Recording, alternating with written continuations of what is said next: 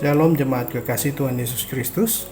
Dalam kebaktian Minggu 11 Oktober ini, bacaan diambil dari Injil Matius 22 ayat 1 sampai dengan 14. Saudara, sekali lagi Tuhan Yesus berbicara mengenai kerajaan sorga dengan menggunakan sebuah perumpamaan. Perumpamaannya itu adalah perumpamaan mengenai perjamuan kawin. Di dalam perumpamaan ini, saudara, Tuhan Yesus mengungkapkan ada seorang raja yang memanggil orang-orang untuk datang ke dalam perjamuan kawin karena dia akan menikahkan anaknya. Dan ada beberapa kali undangan yang disampaikan. Kita memahami, saudara, sebenarnya Tuhan memanggil semua orang untuk hadir dalam perjamuan kawin. Dan di dalam perikop ini ada kelompok-kelompok yang dipanggil. Ada yang menggunakan undangan khusus. Dan kemudian ada kelompok yang kedua yang diundang, yang memang dalam bacaan itu diungkapkan ketika diundang mereka mengungkapkan dan merespons undangan itu. Ada yang mengatakan maaf tidak bisa pergi karena harus pergi ke ladang. Berarti saudara-saudara mereka lebih sibuk dengan urusan pribadi, urusan propertinya daripada datang ke perjamuan kawin anak raja itu. Ada juga dikatakan dalam Injil Matius harus mengurus usahanya, artinya harus berbisnis. Dan orang yang ketiga adalah yang lebih negatif, saudara-saudara. Yang herannya para utusan pembawa undangan itu ditangkap, kemudian dianiaya dan dibunuh, padahal mereka adalah utusan raja. Akhirnya raja sangat murka dan marah sehingga membinasakan orang-orang yang telah membunuh utusan-utusannya itu. Dalam bacaan Injil, saudara-saudara, pada akhirnya raja mengundang semua orang yang ada di jalan, baik orang-orang jahat maupun orang-orang baik. Dan di dalam cerita itu diungkapkan, ternyata di pesta itu raja menjumpai para undangan dan ada orang yang tidak mengenakan pakaian pesta. Saudara, kalau kita melihat undangan raja ini, undangan Tuhan, sebenarnya diungkapkan undangan itu tidak memaksa. Undangan itu bebas untuk direspons.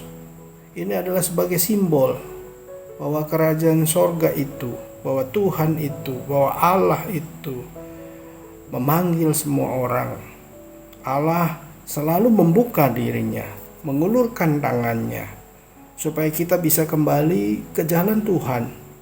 Dan bahkan kita berjumpa dengan Tuhan, karena pada dasarnya Tuhan adalah kasih. Allah memang mengundang semua orang ke dalam perjamuan kawin. Kalau menurut Wahyu 19, itu adalah perjamuan kawin anak domba. Nah, kalau kita diundang, saudara-saudara, dalam sebuah perjamuan sebenar-benarnya, kita harus mempersiapkan diri. Kita harus menyambut undangan itu, kita harus benar-benar, saudara-saudara, bersiap-siap. Kalau ada seorang famili kita, sanak saudara kita, mungkin keponakan kita yang mau mengadakan pesta kawin saja, kita perlu mengadakan persiapan. Kita tidak bisa sembarangan, kita tidak bisa enak-enaknya saja atau asal-asalan. Bahkan budaya timur, ya, untuk sebuah perkawinan itu memerlukan berbulan-bulan persiapan pestanya. Apalagi mempersiapkan gaun, pakaian pesta, pakaian nikah itu, saudara-saudara, berbulan-bulan sebelum waktu pesta. Ada orang yang rela untuk mengatur makannya supaya bisa tidak terlalu, bisa fit, bisa slim, sehingga tampilannya baik. Saudara, kalau untuk pesta di dunia, untuk pesta keluarga kita saja, kita bersiap begitu rupa. Apalagi kalau kita menerima undangan perjamuan pesta kawin dari Tuhan atau pesta anak domba Allah. Saudara, bagaimana supaya kita bisa masuk ke pesta perkawinan itu dan tidak diusir? Maka kita harus mengenakan pakaian pesta. Nah, pakaian pesta ini menurut Wahyu 19 ayat 7 dan 8. Saudara, adalah kain lenan halus yang berkilau-kilauan dan yang putih bersih. Dan dikatakan di dalam Wahyu 19 ayat 8, lenan halus itu adalah perbuatan-perbuatan yang benar dari orang-orang kudus. Jadi persiapan diri ke pesta itu memang serius. Memang kita semua diundang, kita semua dipanggil ke perjamuan kawin itu.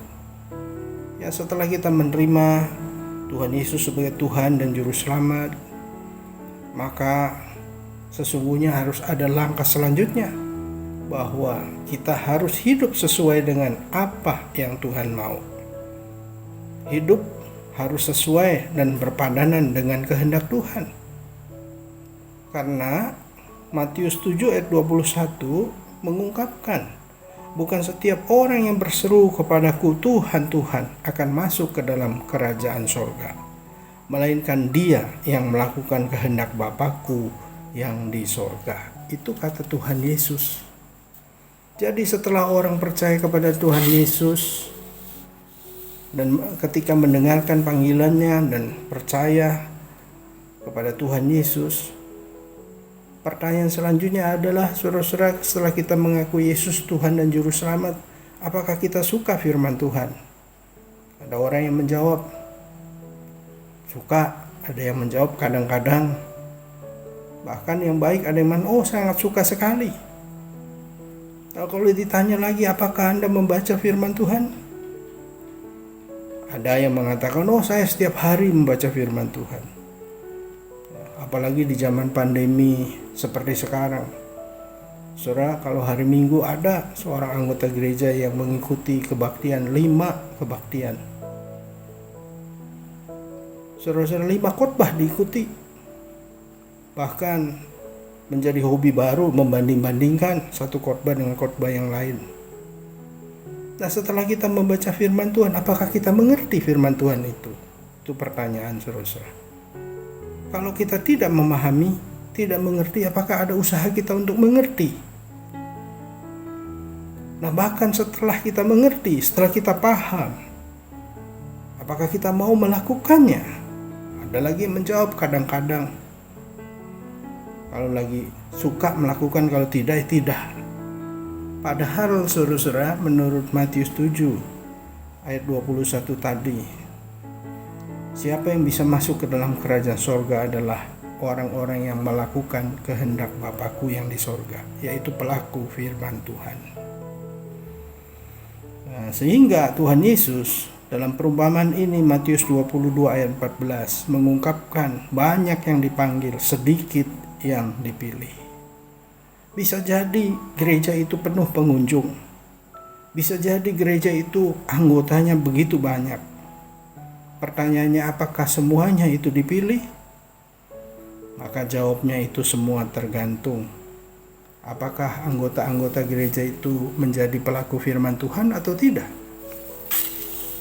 Maka marilah kita selalu mendorong seluruh anggota keluarga kita khususnya untuk mempunyai pemahaman yang benar, pemahaman yang sama, sehati, saudara-saudara, untuk memahami panggilan Tuhan, supaya kita memahami firman Tuhan dan menjadi pelaku firman Tuhan, supaya seluruh keluarga kita dapat masuk ke dalam perjamuan kawin anak domba itu bersama-sama, karena kita sama-sama menjadi pelaku firman Tuhan yang sejati. Kita sama-sama mengenakan pakaian pesta, sehingga kita sama-sama bisa masuk ke dalam kerajaan Allah itu. Kita bukan menjadi orang yang tidak siap. Saudara, memang keselamatan itu bergantung kepada kesiapan kita. Tetapi saudara-saudara, saya juga mengajak, kalau 2 minggu lalu saudara-saudara, Yeskel mengatakan bahwa setiap orang bertanggung jawab terhadap dirinya sendiri.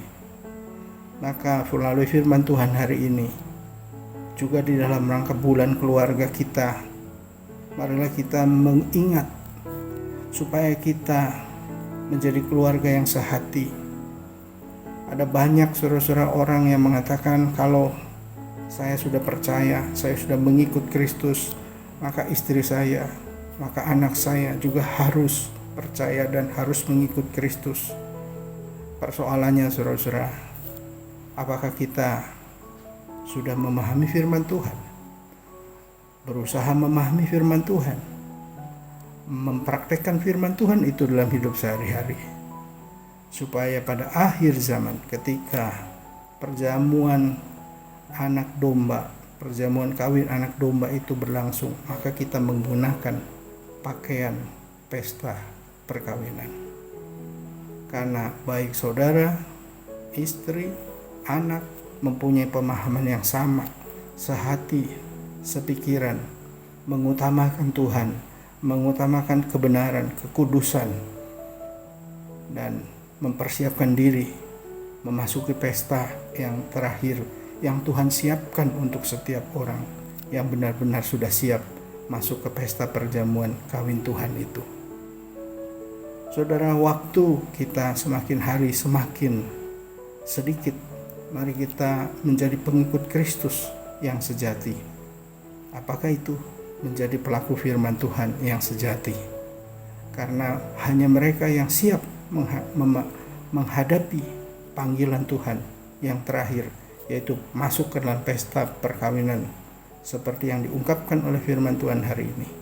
Marilah kita menjadi orang yang bukan hanya terpanggil tetapi juga terpilih. Tuhan memberkati saudara dan saya. Amin.